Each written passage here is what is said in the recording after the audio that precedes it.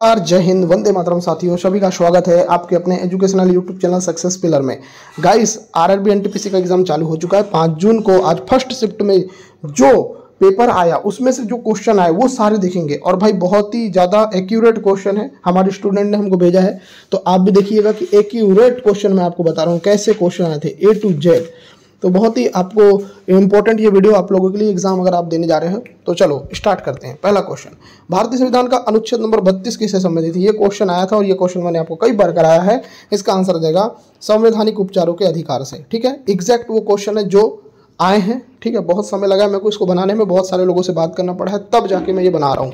ठीक है, चलिए सेकंड देखते हैं। देखो यहाँ पर थोड़ा मैं आपको इसके बारे में बता भी देता हूँ कि देखो अनुच्छेद नंबर 32 को संविधान की हृदय और आत्मा भी कहा जाता है, क्योंकि अगर और भी पूछा जाए तो ये भी पूछ सकता है। ठीक है, और यह नागरिकों को मूल अधिकारों के उल्लंघन पर और उच्चतम न्यायालय में याचिका दाखिल करने का अधिकार देता है। ठीक है, चलो आगे देखो। नेक्स्ट क्या क्वेश्चन था कि भारतीय संविधान का अनुच्छेद नंबर 200 किससे संबंधित है? 200 भी आया था, तो 200 आया था, तो 200 का मतलब है कि विधेयकों की स्वीकृति से संबंधित राज्यपाल की शक्ति।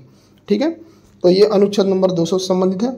अनुच्छेद के बारे में बहुत सारे मैंने क्वेश्चन बनाए हैं, आपको तो पता ही है अगर आप मेरे से जुड़े हो तो। चलो आगे देख लेते हैं।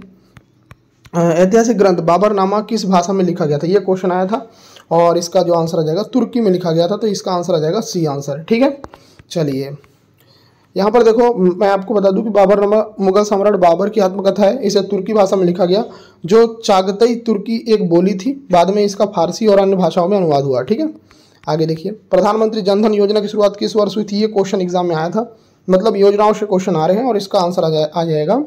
इसका जो आंसर आया था क्वेश्चन नंबर 4, तो क्वेश्चन नंबर 4 का आंसर आ जाएगा 2014। ठीक है, चलिए देखो। प्रधानमंत्री नरेंद्र मोदी ने 28 अगस्त 2014 को इस योजना की शुरुआत की थी और इसका उद्देश्य प्रत्येक परिवार को बैंकिंग सेवाओं से जोड़ना था। ठीक है, आगे देखो। ये क्वेश्चन था कि व्यास सम्मान 2023 से किसे सम्मानित किया गया? अब 2023 था या 24 था ये पता नहीं है एग्जैक्ट, तो मैंने दोनों रख दिया है, क्योंकि दोनों में से कोई भी पूछा था तो दोनों रख दिया, दोनों देख लो। अगर इसका आंसर पूछा जाएगा तो इसका आंसर आ जाएगा गाइस पुष्पा भारती। पुष्पा भारती कौन है? देखो पुष्पा भारती कौन है? ये व्यास सम्मान 2023 से संबंधित है। ठीक है, चलो गाइस आपको देखो आपको अगर सिलेक्शन लेना है ना, तो लास्ट समय में आपको क्वेश्चन पढ़ना पड़ेगा। क्वेश्चन खाली मैंने क्वेश्चन आप लोगों के लिए बनाए हैं, है ना। Maths, GK, GS, current affair, इनके ही क्वेश्चन आपको पढ़ना है और यहीं से क्वेश्चन आ रहे हैं। तो अगर आपको चाहिए नोट्स जिसमें आपके क्वेश्चन फंसे और आप उसको 4 से 5 घंटे में पढ़ सकते हो, है ना, तो 199 इसका प्राइस है। और इसके लिए आपको कुछ नहीं करना है, इस नंबर पे मैसेज कर दो, आपको सारी जानकारी दे दी जाएगी। ठीक है, और आप ले लीजिए इसको। इसमें मैं आपको जो क्वेश्चन बताऊंगा उनको पढ़ के जाओगे तो वहाँ से आपके बहुत सारे क्वेश्चन बनेंगे। छठवा देखिए, छठवा क्या क्वेश्चन था कि व्यास सम्मान 2024 से 24 से किसे सम्मानित किया गया? देखो 23 तो मैंने बताया, 24 जो आंसर आएगा वो आ जाएगा सूर्यबाला को, तो यहाँ आंसर आ जाएगा बी आंसर। ठीक है, बी आंसर आ जाएगा। आगे देखिए, ये क्वेश्चन था कि भाई WPL 2024, देखो WPL मतलब वुमेन्स प्रीमियर लीग, इसको किसने जीता? ये क्वेश्चन था, है ना। तो इसका आंसर आएगा रॉयल चैलेंजर बेंगलुरु। तो ये एग्जैक्ट क्वेश्चन था भाई, है ना, एग्जैक्ट क्वेश्चन था। देखो 2024 की विजेता RCB है और फाइनल में टीम ने शानदार प्रदर्शन कर ये खिताब जीता था। आगे देखो, WPL 2025 का खिताब किस टीम ने जीता? अब देखो ये क्वेश्चन नहीं आया था, परंतु ये क्वेश्चन आ सकता है, इसलिए मैंने ये क्वेश्चन को रख दिया है। इसका आंसर आ जाएगा मुंबई इंडियंस। ठीक है, मुंबई इंडियंस, तो ये बी आंसर आएगा।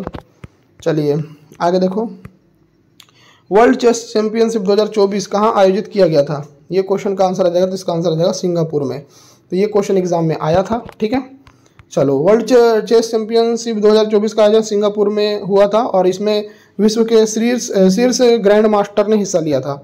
आगे देखिए, एक क्वेश्चन था कि असम राज्य के वर्तमान में राज्यपाल कौन है? ये क्वेश्चन था और इसका आंसर आप लगाते लक्ष्मण आचार्य, यही इसका राइट आंसर था। ठीक है, ये एकदम एग्जैक्ट आया था क्वेश्चन। ठीक है, चलो तो लक्ष्मण आचार्य को 2024 में असम का राज्यपाल नियुक्त किया गया। राज्यपाल की नियुक्ति भारत के राष्ट्रपति के द्वारा की जाती है, ये भी आपको पता है। आगे देख लो नेक्स्ट कि भारतीय अंतरिक्ष अनुसंधान संगठन इसरो की स्थापना कभी थी? इसरो के बारे में क्वेश्चन आया था। मैं इसरो के बारे में जितने क्वेश्चन आए थे सब बता देता हूँ। देखो इसरो के बारे में जो एग्जैक्ट क्वेश्चन था यही क्वेश्चन था। ठीक है, तो इसका जो आंसर है कि भारतीय अंतरिक्ष अनुसंधान संगठन इसरो की स्थापना कब हुई, तो इसका आंसर है 15 अगस्त 1969। ठीक है, ये इसका आंसर था। ठीक है, देखो अब ये इसरो का फुल फॉर्म क्या होता है ये भी आपको पता होना चाहिए कि इसका फुल फॉर्म होता है इंडियन स्पेस रिसर्च ऑर्गेनाइजेशन। ठीक है, और इसकी स्थापना कब हुई? तो 15 अगस्त 1969 को इसकी स्थापना हुई थी। अब देखो इसरो की स्थापना किस वैज्ञानिक द्वारा की गई थी? ये क्वेश्चन नहीं आया था पर ये क्वेश्चन पूछ सकता है आगे, तो इसका आंसर आ जाएगा डॉक्टर विक्रम साराभाई। ठीक है, ये याद रखना। आगे देखो, इसरो के वर्तमान अध्यक्ष कौन है? ये क्वेश्चन कई स्टूडेंट बोल रहे हैं आया था, कई लोग बोल रहे हैं नहीं आया था। तो देखो भाई, आया नहीं आया कोई फर्क नहीं पड़ता, अपने को बनना चाहिए क्वेश्चन। इसका जो आंसर आ जाएगा वी नारायण। ठीक है, वी नारायण इसका राइट आंसर आएगा। चलो देखो याद रखना, वी नारायण जो है इसरो के वर्तमान अध्यक्ष 2024 से 2025 में। उन्होंने वैज्ञानिक और प्रशासनिक क्षेत्रों में महत्वपूर्ण योगदान दिया। ठीक है, चलो आगे देख लेते हैं फटाफट। जवारा नृत्य भारत के किस राज्य से संबंधित है? ये क्वेश्चन आया था, तो जवारा नृत्य वाला क्वेश्चन आया था, तो ये एमपी से संबंधित है। एमपी से, एमपी मतलब मध्य प्रदेश से। इसके बारे में भी डिटेल बता देता हूँ। देखो, जवारा नृत्य मध्य प्रदेश का पारंपरिक लोक नृत्य है, बुंदेलखंड क्षेत्र का है, और यह नवरात्रि में देवी दुर्गा को समर्पित अनुष्ठानिक नृत्य है ना। और इसमें महिलाएं सिर पर जवारे उगे हुए अनाज के पौधे रखकर नृत्य करती है। ठीक है, चलो आगे देख लेते हैं।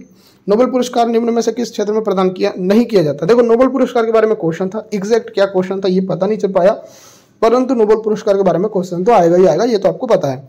तो नोबेल पुरस्कार जो है दोस्तों गणित के क्षेत्र में नहीं दिया जाता। ठीक है, देखो, नोबेल पुरस्कार भौतिकी, रसायन, चिकित्सा, शांति, साहित्य और आर्थिक विज्ञान में दिया जाता है। गणित में नोबेल पुरस्कार प्रदान नहीं किया जाता, इसके लिए फील्ड्स मेडल को गणित का सर्वोच्च सम्मान माना जाता है। ठीक है, और नोबेल पुरस्कार की शुरुआत कभी थी? 1901 में हुई थी, ये भी आपको पता है। आगे देख लो, भारतीय संविधान का अनुच्छेद नंबर 293 किससे संबंधित है? देखो, अनुच्छेद से बहुत सारे क्वेश्चन आ रहे हैं। इसका आंसर हो जाएगा राज्यों की उधारी लेने की शक्ति। ठीक है, राज्य जो उधार लेते हैं ना, उसकी लेने की शक्ति से संबंधित है आपका अनुच्छेद नंबर 253। आगे देखो, नेक्स्ट क्वेश्चन क्या था? निम्न में से कौन सी यंत्र समुद्र की गहराई मापने में प्रयोग होता है? ये क्वेश्चन एग्जैक्ट आया था, है ना। और इस क्वेश्चन का आंसर आएगा फेदोमीटर। फेदोमीटर का प्रयोग क्यों करते हैं? तो फेदोमीटर का प्रयोग करते हैं समुद्र की गहराई मापने के लिए। आपको मैं ये भी बता दूं कि देखो, बैरोमीटर का प्रयोग क्यों करते हैं, ये भी आप बता दो, कमेंट में बता दो। चलो, ये क्वेश्चन आप लोगों के लिए है कि बैरोमीटर का प्रयोग क्यों करते हैं, ये आप लोग बताओ मेरे को। ठीक है, चलो आगे देख लेते हैं। किसी नदी का उद्गम स्थल क्या कहलाता है? जैसे मान लीजिए कोई नदी है, उसका उद्गम स्थल क्या कहलाएगा? तो इसको बोलेंगे दोस्तों उद्गम ही बोलेंगे। ठीक है, चलो, नदी जिस स्थान पर उत्पन्न होती है उसे उद्गम स्थल कहते हैं। यहाँ पहाड़ों, ग्लेशियरों, झरनों या झीलों में हो सकता है। जैसे गंगा नदी का उद्गम कहाँ है? गंगोत्री ग्लेशियर। यमुना का यमुनोत्री। ठीक है, चलो, जलवायु परिवर्तन सूचकांक 2025 में भारत की रैंक क्या है? देखो भाई, जो इंडेक्स है उसके बारे में क्वेश्चन आया था, और ये क्वेश्चन था कि जलवायु परिवर्तन प्रदर्शन सूचकांक 2025 में भारत का रैंक क्या है? तो इसका आंसर था 10वां रैंक है, 10वां रैंक। ठीक है, ये क्वेश्चन था, 10वां रैंक है इसका। चलो, तो ये याद रखिएगा। देखो, CCPI 2025 की रिपोर्ट में भारत को 10वां स्थान मिला। ठीक है, अब आगे देख लो, क्वेश्चन क्या था कि जलवायु परिवर्तन सूचकांक 2025 में कुल कितने देशों का मूल्यांकन किया गया? ये क्वेश्चन नहीं था, परंतु मैं आपको बता दूं कि जो 10वां स्थान था वो टोटल कितने देशों में था? तो ये था दोस्तों 64 टोटल देश थे, उसमें इंडिया का स्थान 10वां था। ठीक है, ये क्वेश्चन था एग्जैक्ट। तो इतने क्वेश्चन मेरे को मिले हैं जो मैंने आपको बताया, और मैं आपको मैथ्स और रीजनिंग के क्वेश्चन भी बताऊंगा। देखो भाई, मैथ्स जो है ना आपकी, देखो मैथ्स में ये जो टॉपिक दिख रहे हैं आपको, इन्हीं से क्वेश्चन आए। देखो, एग्जैक्ट किसी को मैथ्स का याद नहीं रहता। टाइम एंड वर्क, है ना, सिंपल इंटरेस्ट और compound interest, boat and stream, simplification, trigonometry, profit and loss, percentage, mensuration, time and period. फिर देखो, ज़्यादातर जो आए थे वो परसेंटेज से आए थे, सर्कल से, नंबर सिस्टम से, अलजेब्रा से। देखो, ये तो मैंने आपको जो PDF दिया ना उससे ही आपका हो जाएगा कवर।